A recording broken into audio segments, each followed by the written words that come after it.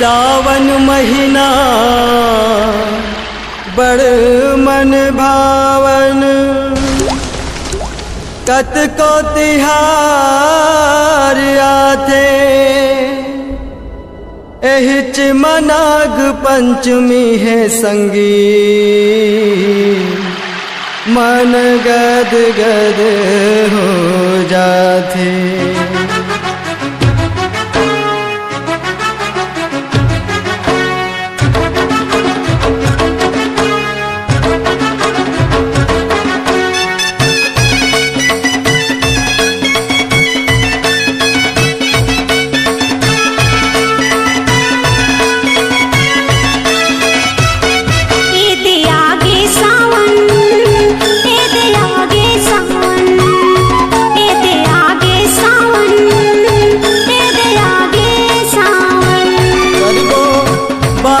दरस के तियारी,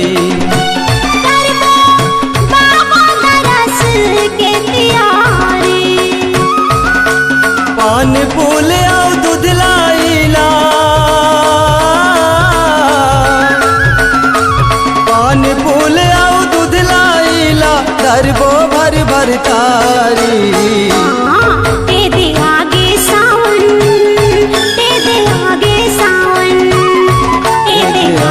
सावन तेरे आगे सावन,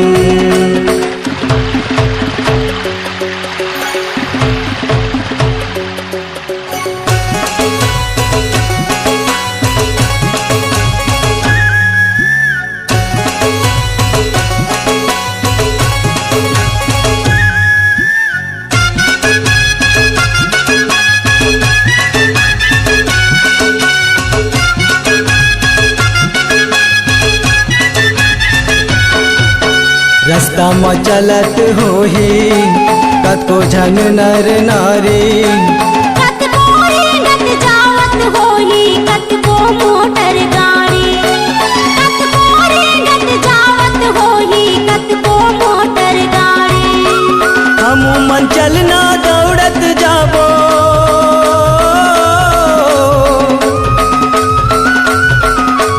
हम मन चलना दौड़त जाबो, जुर मिल के संगवारी।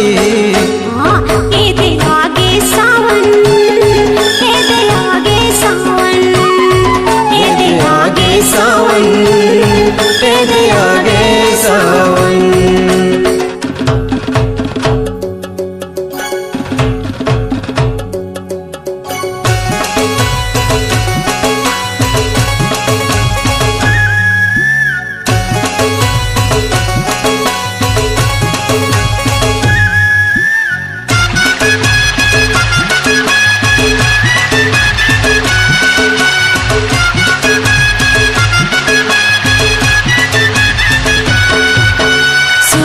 सुघर फूल फूले आनंद के फुलवारी, भीरतिया के मंदिर आगू भीड़ लगे है भारी, भीरतिया के मंदिर आगू भीड़ लगे है भारी। बोलत हावे सब भगत मन,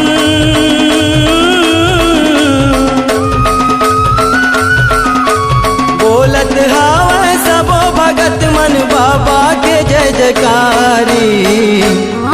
ए दे आगे सावन, ए दे आगे सावन, ए दे आगे सावन, ए दे आगे सावन।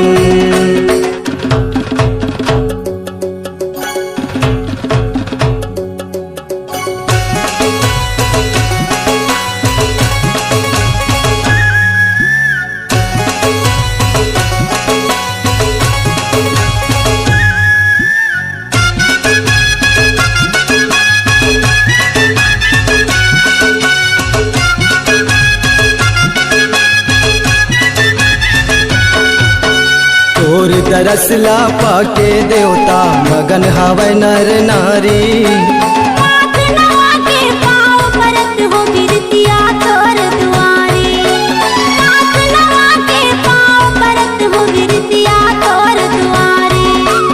अपन मति के गीत लिखे है,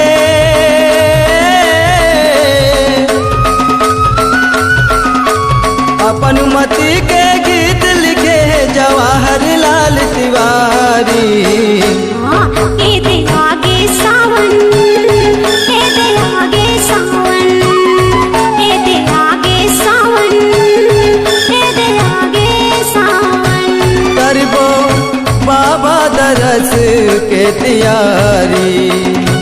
करबो बाबा दरस के तैयारी। पान फूल आउ दूध लाइला,